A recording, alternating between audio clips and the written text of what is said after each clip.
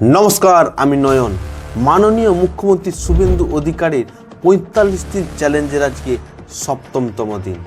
আজকের ভিডিওতে আমরা আলোচনা করব এই ৭ম দিনে মাননীয় মুখ্যমন্ত্রী শুভেন্দু অধিকারী সারাদিন কি করলেন, কি ঘোষণা করলেন এবং কি কি অ্যাকশন নিলেন আমাদের বাংলাকে সোনার বাংলাতে তৈরি করতে।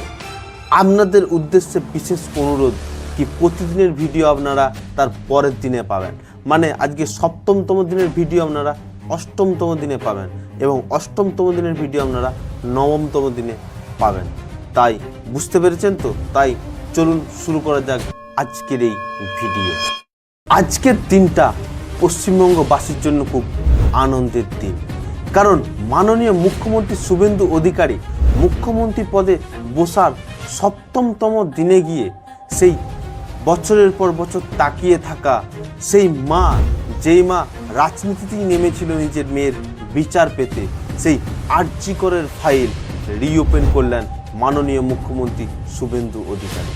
তিনি সেটাকে আবার খুললেন, কিন্তু পুরো সিনেমা স্টাইলে সেই ফাইলকে রিওপেন করলেন। আগে ক্ষমতাবান ব্যক্তিদের তাদের তদন্ত হতো ক্ষমতায় থাকাকালীন, যার ফলে তারা অনেক তথ্যকে মিসলিড করত, কিন্তু এখন ক্ষমতাবান ব্যক্তিদের তাদের বিরুদ্ধে তদন্ত হবে তাদেরকে সাসপেন্ড করে। এছাড়াও তখনকার সেই সময় মুখ্যমন্ত্রী মানে প্রাক্তন মুখ্যমন্ত্রী মমতা বন্দ্যোপাধ্যায়ের ভূমিকা কী ছিল, তিনি কার সাথে চ্যাট করেছেন, কিভাবে পরিস্থিতিকে সামাল দিয়েছেন, কার সাথে কল করেছেন এবং কি কি কথা হয়েছে, কত মিনিটে কথা হয়েছে, সমস্ত কিছুই মানুষের জনতার সামনে প্রকাশ্যে আসবে, সমস্ত কিছুই তদন্ত হবে। আরজিকর কাণ্ডের ফাইল খুললেন মুখ্যমন্ত্রী শুভেন্দু অধিকারী। নজরে প্রাক্তন মুখ্যমন্ত্রী তথা পুলিশ মন্ত্রী তথা স্বাস্থ্যমন্ত্রী মমতা বন্দ্যোপাধ্যায়ের ভূমিকা। সাসপেন্ড তৎকালীন police commissioner Vineet Goel, IPS Indira Mukhopadhyay ও তৎকালীন ডিসি নর্থ অভিষেক গুপ্তা। আমরাই তিনজনকে সাসপেন্ড করলাম due to mishandling and offering bribe to the victim family and organized press conference without the permission from the appropriate authority. Mr. Binit Goel, Srimati Indira Mukherjee, Sri Abhishek Gupta. Thank you. Suspend হয়েছে তৎকালীন police commissioner Vineet Goyal, যার বিরুদ্ধে অভিযোগ আছে তিনি নাকি পুরো কেসটাকে mislead করেছেন এবং তদন্তের জন্য সমস্ত প্রমাণকে তিনি নাকি লোপাট করতে সাহায্য করেছেন। তারপরে সাসপেন্ড হয়েছে ইন্দিরা মুখার্জি, যিনি কোনো পুলিশ কমিশনারের মুখপাত্র ছিলেন না এবং কোনো প্রেস কনফারেন্স করার অধিকারও ছিল না, কিন্তু তিনি লাগাতার তখন প্রেস কনফারেন্স করেছেন এবং অনেক ভুল ইনফরমেশন দিয়ে মানুষকে নাকি মিসলিড করেছে। এবং ৩ নাম্বার ব্যক্তি অভিষেক গুপ্তা, যার বিরুদ্ধে তো মারাত্মক অভিযোগ আছে, তিনি নাকি অভয়ার মাকে ডাইরেক্ট টাকার কথা টাকা দিয়ে ডিল করার চেষ্টা করেছেন যাতে কেসটাকে দাবানো যায়। তো সমস্ত অভিযোগের ভিত্তিতে তদন্ত হচ্ছে এবং সবাই বিচার পাবে, সমস্ত অপরাধী সাজা পাবে, আর এটাই ডবল ইঞ্জিন সরকারের সবচেয়ে বেশি ফায়দা। মাননীয় মুখ্যমন্ত্রী শুভেন্দু অধিকারী বলে দিয়েছেন যে সিবিআই তাদের তদন্ত করছে তো করছে, তার সাথে রাজ্য আলাদা করে তদন্ত চালাবে, এটাই হচ্ছে সবচেয়ে বেশি ফায়দা। তো এখন শুধু সময়ের অবসান, আর দেখা যাক তিনি যে বলেছিলেন ৪৫ দিনের মধ্যে তাঁর যে সংকল্পপত্র বার করেছিলেন সেখানে তিনি সমস্ত কিছু মানুষের আশা যা লিখেছেন তা পূরণ করবেন। দেখা যাক ৪৫ দিনের মধ্যে তিনি কিভাবে পূরণ করেন।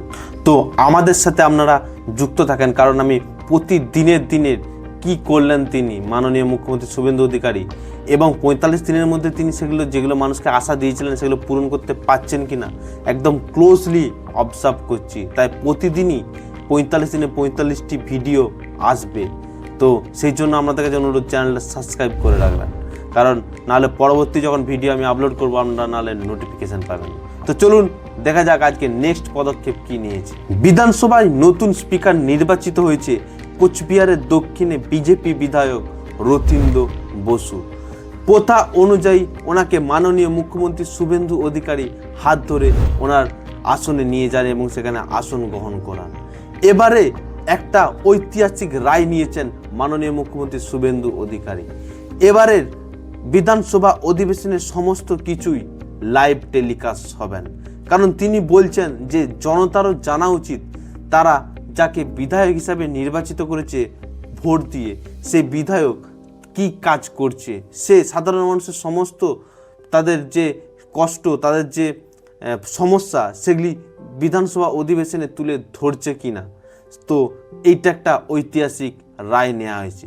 তৃণমূলের আমলে কী হতো, তৃণমূলের আমলে যেমন হতো বিধায়কদের চুপ করে ধমক দিয়ে তাদেরকে বসিয়ে দেওয়া হতো, এছাড়াও অনেক বিধায়ককে তো ঢুকতেই দেওয়া হতো না। তো সেগুলো আর হবে না। এবারে সমস্ত বিধায়ক সমান অধিকার পাবে, মানে বিধানসভা অধিবেশনে বলার জন্য, তাদের সমস্যাকে তুলে ধরার জন্য। ভোট পরবর্তী হিংসা নিয়ে বিরোধী নেতা শোভনদেব চট্টোপাধ্যায় তিনি একটি অভিযোগ তুলেন। তিনি বলেন, বিজেপি যখন ভোট প্রচারে ক্যাম্পেইন চালাচ্ছিল যে ভরসা ইন ভয় আউট, কিন্তু এখন অনেক মানুষ তাদের ভয়ে ঘর ছেড়ে বাইরে আছেন। সেই মানে অভিযোগের ভিত্তিতে মাননীয় মুখ্যমন্ত্রী শুভেন্দু অধিকারী শোভনদেব চট্টোপাধ্যায়কে একদম ধুয়ে দিলেন। মাননীয় মুখ্যমন্ত্রী শুভেন্দু অধিকারী তিনি বললেন যে আমার কাছে তো সেরকম কোনো খবর নেই যে কোনো ব্যক্তি বাড়ি ছেড়ে বাইরে আছে, আর যদি থাকে আপনি তাদের নামের লিস্ট দিন ডিজিকে। যে উৎসবে আপনারা স্লোগান দিয়ে বলেছিলেন ভয় নয় ভরসা, অথচ আজকে আমাদের অসংখ্য মানুষের বাড়ি ছাড়া, হাজার হাজার মানুষ আজকে বাড়ি ছাড়া হয়ে গেছে। তো ঘর ছাড়া কেউ আছে বলে জানা নেই। যদি যদি যদি যদি যদি কেউ ঘর ছাড়া থাকে, আপনি আপনি মাননীয় ডিজিপির কাছে তালিকা দেবেন, কিন্তু শর্ত একটাই, আপনি তালিকা দেবেন, তার মধ্যে যদি সম্মানীয় রাজনৈতিক ব্যক্তিত্ব থাকে যাদের বিরুদ্ধে 2021-এর পোস্টপোল ভায়োলেন্সের অভিযোগ নেই, তাকে সসম্মানে এলাকার বিজেপির বিধায়ক এবং এসপি গিয়ে বাড়িতে ঢুকিয়ে দিয়ে আসবে। আর যদি 2021-এর পোস্টপোল ভায়োলেন্সের অভিযোগ থাকে, তাকে সরাসরি জেলে যেতে হবে। একদম মানে সত্যি একটা জোশ। এই যে উত্তরটা না একদম পুরো মনকে একদম ছুঁয়ে নিয়েছে, একদম লেভেল। এছাড়া আইএসএফ বিধায়ক নওশাদ সিদ্দিকও তৃণমূলকে পুরো সেঁকে দিয়েছেন। তিনি সেই কালো দিনের বিধানসভায় ঢুকতে না দেওয়া তৃণমূলের আমলে সেই কালো দিনের কথা তুলে ধরেছেন এবং বর্তমান মাননীয় মুখ্যমন্ত্রী শুভেন্দু অধিকারীর কাছে আর্জি জানিয়েছেন যে তারা এটা এদের কাছ থেকে অ্যাকসেপ্ট করবে কি তারা তৃণমূলের আমলের মতন হবে না, তারা তাদের বিধায়কদের, তাদের জনতার সমস্ত সমস্যাকে এই বিধানসভায় তুলে ধরতে পারবে। আজ ফের দাম বাড়ল পেট্রোল ও ডিজেলের। পেট্রোল প্রতি 3 টাকা 29 পয়সা এবং ডিজেল প্রতি লিটার প্রতি 3 টাকা করে দাম বৃদ্ধি পেয়েছে। এই দাম বৃদ্ধি পাওয়ার বিষয়ে জনতার প্রতিক্রিয়া হচ্ছে মিশ্র। কেউ বলছে এটা তারা বুঝেছে এটা যুদ্ধের জন্য, যুদ্ধের ফল। আবার কোনো জনতা বলছে না, এটা সরকারকে দেখা উচিত ছিল, এটা সরকারের দায়িত্ব নেওয়া উচিত। মাননীয় মুখ্যমন্ত্রী শুভেন্দু অধিকারী ঘোষণা করলেন সারপ্রাইজ ভিজিটের কথা। তিনি খুদ যে কোনো জায়গায় যখন খুশি সারপ্রাইজ ভিজিট করতেই পারেন। তিনি সারপ্রাইজ ভিজিট করবেন এটা দেখার জন্য সেখানকার পরিষেবা কেমন চলছে, সেখানকার সমস্ত কর্মীরা কাজে আসছে কিনা, সেখানকার গুণগত মান, সেখানকার পরিষ্কার পরিচ্ছন্নতা আছে কিনা, জনতা তার পরিষেবা ঠিকঠাক পাচ্ছে কিনা। তাই তিনি হঠাৎ কাউকে কোনো ইনফরমেশন ছাড়াই সেখানে সারপ্রাইজ ভিজিট করতে পারেন। আর তিনি বিশেষ করে স্বাস্থ্যের উপর ফোকাস করেছেন।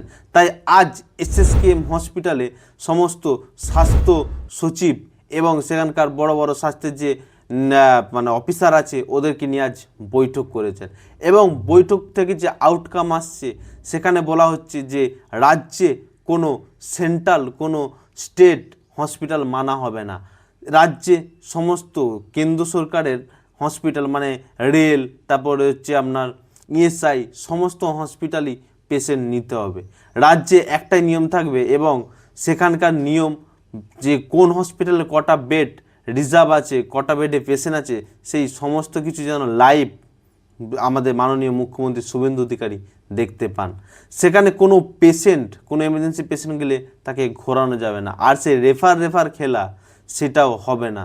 ধরুন রেফার খেলা কি, যে এখানে একটু ট্রিটমেন্ট করে তারপরে আবার বড় হসপিটালে রেফার করে দিলাম। মানে এখানে ট্রিটমেন্টের সমস্ত ব্যবস্থা থাকতো, ট্রিটমেন্ট না করা, এই রেফার খেলা আর হবে না।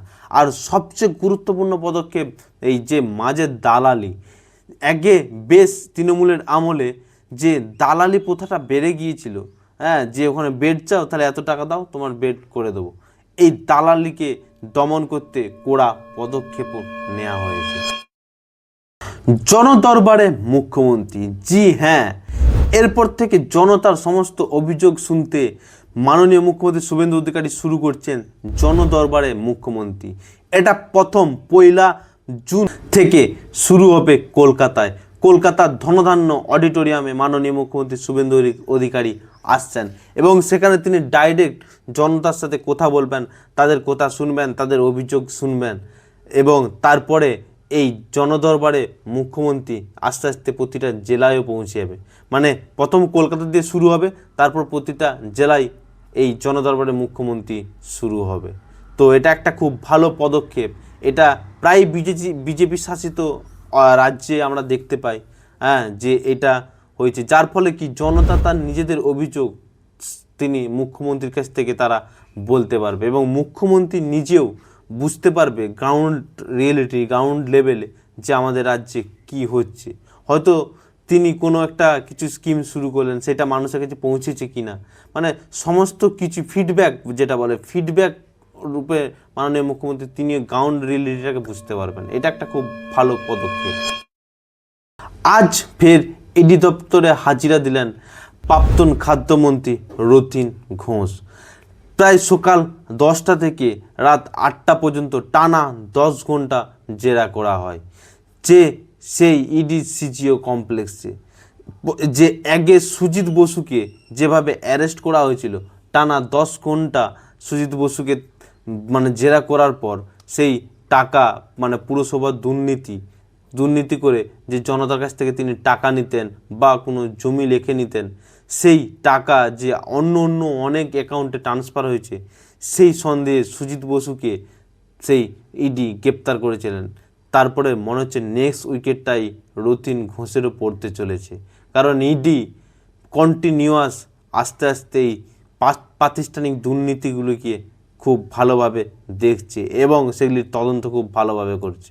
আস্তে আস্তে সেই তৃণমূলের সমস্ত মহান রথীগুলো যারা এই প্রাতিষ্ঠানিক দুর্নীতি করেছে, জনতার টাকা লুট করেছে কোটি কোটি টাকা, তাদের সবাইকে ধরা হবে এবং আশা করা যায় যে সঠিক তদন্ত হবে এবং তাদেরকে একদম সঠিক তাদেরকে তাদের পাপের, তাদের যে কুকর্মের সাজাও দেয়া হবে।